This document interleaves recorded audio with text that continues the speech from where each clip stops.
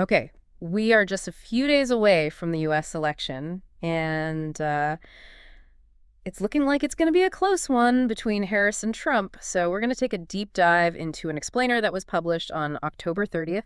It's from Al Jazeera, and it breaks down all the important stuff about this election. Think of it like your cheat sheet, so you can really understand what's going on, and maybe even impress your friends at your election watch party.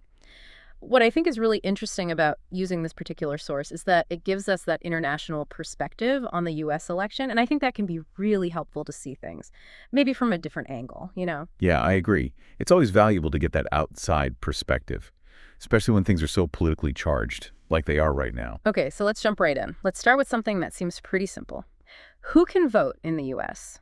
The article lays out three main criteria.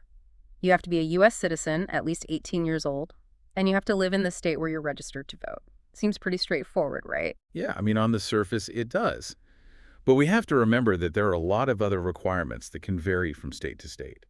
And that can make things more complicated, especially when it comes to things like felony disenfranchisement, which, can create some pretty big barriers for certain groups of people. That's a really good point. And here's where things get even more interesting. The article points out that there are over 230 million Americans who are eligible to vote, but only around 160 million are actually registered. That's a huge difference. Have you ever thought about why so many people who can vote don't actually register? Yeah, it's a really complex issue with lots of different factors. I mean, historically, the U.S. has had lower voter turnout compared to other developed democracies. Yeah. And while 2020 saw a record 66% turnout, that was really an exception. Things like voter ID laws, how difficult it is to register, and even the fact that elections are held on a Tuesday, all of that creates barriers, and these barriers often disproportionately affect marginalized communities. Wow, it really makes you think. Like, something as simple as what day of the week it is can actually impact something as important as voter turnout. Okay, so let's talk about the candidates. It's Harris versus Trump this time around, which might come as a surprise to some people who remember Biden from the last election. Yeah, I mean, Biden not being in the race definitely adds another layer of intrigue, doesn't it? For sure. The article talks about how we got to this point, from the primaries to the conventions, and it even mentions that Biden dropped out of the race because of they call it a disastrous debate performance.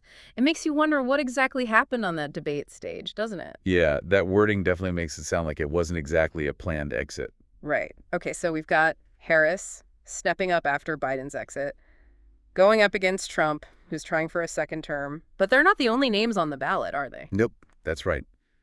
We can't forget about those third-party candidates. They might not have a chance of winning. They can definitely still have an impact, especially in a race this close. Right. The article mentions a few of them. Jill Stein for the Green Party, Chase Oliver for the Libertarians, and then there's Cornel West. Cornel West is a really interesting addition to the mix. Given your background in academia, I'm curious what your thoughts are on his candidacy. Well, he's definitely a unique candidate with that strong academic background, and I think his presence could really resonate with voters who are feeling kind of disillusioned with the two main parties, the people looking for a different kind of voice. Yeah, that makes a lot of sense. And of course, each candidate has a running mate. Tim Walz, the Democratic governor of Minnesota, is with Harris, and J.D. Vance, the Republican senator from Ohio, is with Trump. It makes me wonder, what do you think about those choices? Do you think they tell us anything about the candidates' strategies? That's a great question. It really makes you think about how the choice of a running mate can be such a strategic move. I mean, you have to think about appealing to different groups of voters and balancing out any perceived weaknesses. Exactly. And speaking of strategy, we should talk about the structure of U.S. elections. The article reminds us that Americans aren't actually voting directly for the president. They're voting for electors, who then cast their votes in something called the Electoral College. Ah, yes, the Electoral College. It can seem a little complicated. Can you break it down for us? Why does the U.S. use this system? Well, the Electoral College goes all the way back to the founding of the nation. The Founding Fathers were actually kind of hesitant to give too much direct power to the people. They wanted to create a system that balanced the will of the people with the interests of individual states.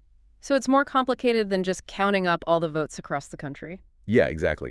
Each Uh-huh. state gets a certain number of electoral votes based on their population. And to win the presidency, a candidate needs to get a majority of those votes, at least 270 out of the total. And this leads to a really important point. Oh, what's that? It means that it's totally possible for someone to win the popular vote, get more votes overall across the country, but still lose the election because they didn't win the Electoral College.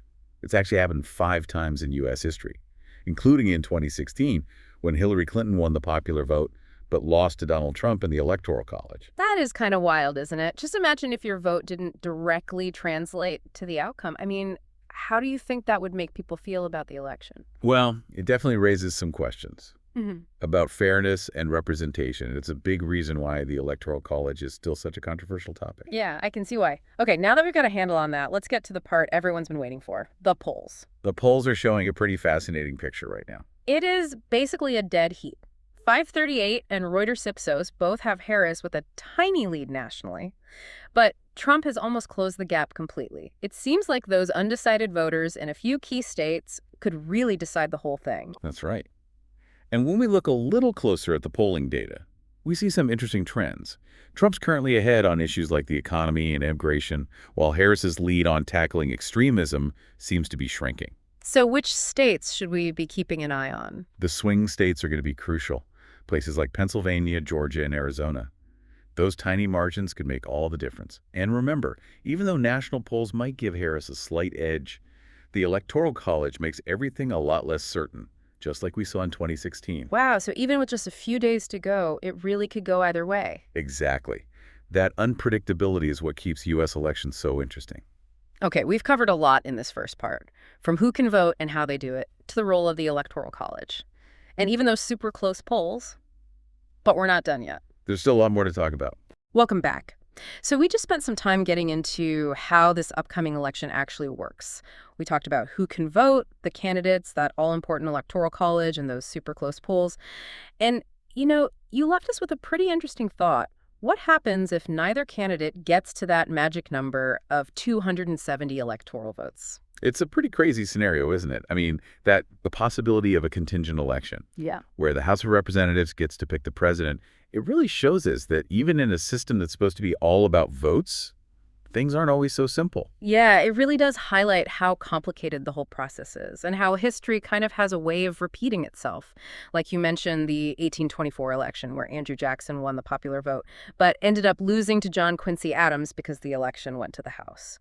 Could we see something like that happen again this time around? Well, it's definitely possible, Yeah. especially when you look at how close the polls are right now. And speaking of things that could shake things up, we also talked about the chance of legal challenges and disputes after the election, something that seems to be happening more and more these days. I mean, after what happened in 2020 with Trump disputing the results, it's hard not to think we might see something similar this time. Yeah, it's a valid concern. All these mail-in ballots, Right. combined with all the partisan talk about election integrity, it creates this environment where misinformation can spread really quickly. And that can easily lead to disputes and challenges. So what would that look like? Are we talking legal battles, recounts, or even something more extreme? What are the ways to deal with these kinds of disagreements? Well, one possibility is that a candidate might ask for a recount. Mm. In a state where the results are really close, Yeah. each state has its own rules about when a recount happens. Usually it has to be within a certain margin, I see. like less than a certain percentage of votes, for example. So there are actual rules in place. It's not just a free-for-all where anyone can demand a recount. Exactly. There's a process. No. And even when recounts do happen, it's pretty rare for them to actually change the result. They're mostly about making sure everything was counted correctly Right. and dealing with any irregularities in the process. I see. So what about actual legal challenges? Could a candidate take legal action to contest the results in a particular state? Yeah, that's another possibility. Candidates could file lawsuits claiming that election laws were broken or that there was voter fraud or other issues that they think affected the election. Right. Those lawsuits would then go through the courts, Yeah. maybe even end up at the Supreme Court. Wow. It makes you wonder if we could end up in a situation like the 2000 election, where nobody knew who won for weeks because of all the legal battles. Yeah, that's definitely a possibility. And the stakes seem even higher this time around with the way things are politically and how trust in our institutions is kind of eroded. It's a little scary to think that the peaceful transfer of power, which is like the foundation of American democracy, could actually be at risk. Yeah, it is. It reminds us how important it is to be vigilant and to be active citizens. So, what can our listeners do to stay informed during this time, especially with all the potential for misinformation? How can they make sure they're getting accurate information about what's happening? That's a really important question. The most important thing is to get your information from sources you can trust. Right. Fact check everything you see on social media or hear from partisan outlets. Stick to news organizations that are known for being accurate and unbiased. It's more important than ever to really think critically about the information we consume and not fall for clickbait headlines or sensationalized stories. You really have to dig a little deeper, look at different sources, and be cautious of anything that seems too good to be true. Exactly. And remember that the election process doesn't end on Election Day. Hmm. Keep up with those important dates we talked about. The deadlines for certifying the results. The Electoral College meeting on December 17th. And the official count by Congress on January 6th, 2025. It's like a marathon, not a sprint. We need to stay engaged the whole time. You mentioned the Electoral College meeting on December 17th. Can you tell us a bit more about how that works? Who are these electors and how are they chosen? It's a fascinating part of the U.S. election system that a lot of people don't really understand. When you vote for president, you're actually voting for a group of electors, and they're the ones who are supposed to vote for that candidate. Each state gets the same number of electors as they have senators and representatives in Congress. So it's kind of like a mini election happening within each state to decide which electors get to vote for president. Yeah, that's a good way to think about it. Usually these electors meet at their state capitals on a specific day, December 17th this year, and they cast their votes for president and vice president. What happens if one of these electors decides to go rogue, like vote for someone other than the candidate they're supposed to support? That's called a faithless elector. It's super rare, but it has happened.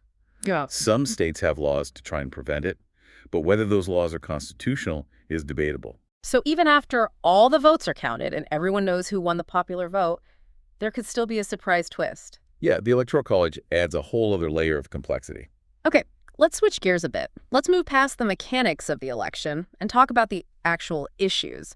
What are the big differences between Harris and Trump when it comes to policy? Well, they have very different stances on a lot of things. Oh. Healthcare, climate change, immigration, foreign policy. These differences show that they have fundamentally different visions for the country. Let's start with healthcare. That's always a hot topic in U.S. politics. Yeah. Where do the candidates stand on that? Harris has always been a big supporter of the Affordable Care Act, also known as Obamacare. Right.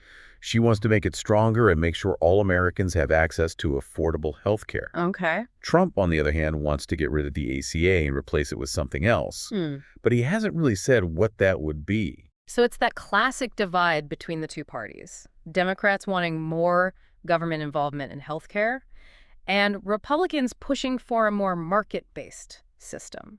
Yeah, that's a pretty accurate way to look at it. And it's a really important debate because it affects millions of Americans, people who rely on programs like Medicare and Medicaid, or who struggle to pay for private insurance. Okay, let's move on to climate change. That's become a big issue for voters, especially younger people. What are the candidates' positions on that? Harris has made climate change a central part of her campaign. Yeah. She wants to invest heavily in renewable energy, implement stricter environmental regulations, Okay. and rejoin international agreements like the Paris Climate Accord. Which, of course, Trump pulled the U.S. out of during his first term. Yeah, exactly. Trump has said he doesn't really believe in climate change science. And he's been all about rolling back environmental regulations. He says they hurt the economy. So we have one candidate who's all about taking action on the environment, and another who wants deregulation and energy independence, even if it means less environmental protection. Yeah, that's a good summary of their different approaches. And those differences carry over to other areas too, like immigration, right? Absolutely. Immigration is another area where they strongly disagree. Harris wants to create a pathway to citizenship for undocumented immigrants. And she's criticized Trump's hardline policies, like the border wall and separating families. And Trump has made restricting immigration a key part of his presidency. She Right. says it's about protecting national security and American jobs. It's a classic debate. Concerns about security and jobs on one side versus compassion and inclusivity on the other. And these aren't just theoretical debates. They have real consequences for how the U.S. interacts with the rest of the world Absolutely. and how we deal with things like trade, security, and international cooperation. You're right. Whoever wins this election will have a huge impact, both in the U.S. and around the world. So, to wrap up this part of our deep dive, It's clear that this election is a choice between two very different visions for the country.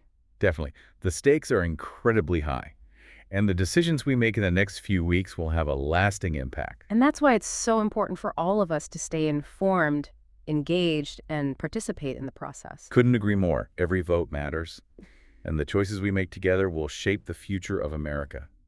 We've covered a lot of ground here, but there are still some interesting aspects of the U.S. election system that we haven't talked about yet. There's always more to learn.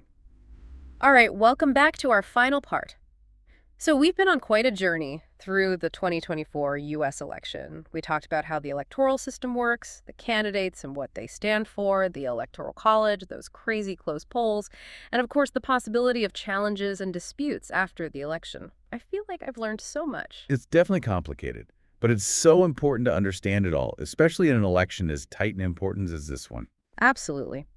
Now, before we wrap things up, I wanted to touch on something we talked about before. The whole issue of legal challenges and disputes after the election. It's not the most pleasant thing to think about. But it feels like we have to be prepared for it, given what's going on these days. Yeah, I agree. We all hope everything goes smoothly, but it's smart to be ready for the possibility of legal challenges. Mm. The U.S. election system is a mix of federal and state laws, Right. and each state has its own ways of dealing with recounts, challenges, and disputes. Okay, so can you walk us through that a bit? What are some of the legal things that could happen if there are questions about the results? Well, one thing is that a candidate could ask for a recount in a state. If the results are super close, I see. each state has its own rules about when that can happen. Hmm. Usually the difference in votes has to be really small. So there are rules. It's not just anyone who can demand a recount whenever they want. Exactly. Okay. And even when recounts happen, they rarely change the final result. They're more about making sure the count was accurate Right. and making sure there weren't any problems with the process. Got it.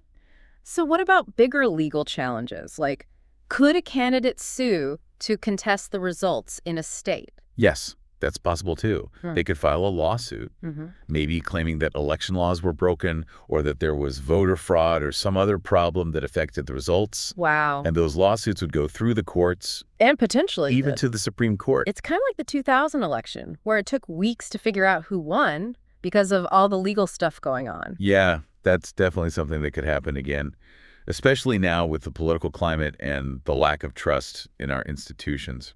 It's a bit worrying, to be honest. But instead of focusing on the negative, what can our listeners do to be active and informed in this election? That's the key, staying involved even after Election Day. Don't just forget about it once you've voted. So we should keep up with the news, see how the votes are being certified, and hold our elected officials accountable. Hmm. And remember that our voices matter. Yes. We can contact our representatives, go to town hall meetings, and let them know what issues we care about. It's a good reminder that democracy isn't just about one day. It's about staying involved all the time. Well said. We all have to do our part to make sure elections are free, fair, and truly represent what people want. Okay, well, we've reached the end of our deep dive into the 2024 U.S. election. We've explored so many different aspects of it, from the basics of voting to the complexities of what could happen after the election. It's been an interesting journey. Before we go, I want to leave you with one last thought. Considering everything we've talked about, how confident are you in the U.S. election process? Do you think it reflects the will of the people, or are there things that need to be improved? That's a great question. There's no simple answer, and it's something we should all be thinking about and talking about. That's what we're all about here on The Deep Dive. We want to spark your curiosity, get you thinking critically, and give you the information you need to navigate this crazy world. Thanks for joining us on this journey through the 2024 U.S. election. I hope you found it informative, engaging, and maybe even a little inspiring. It's been a pleasure discussing these important issues with you. Remember, your vote is your voice. Make it count. Until next time, stay curious, stay informed, and stay engaged.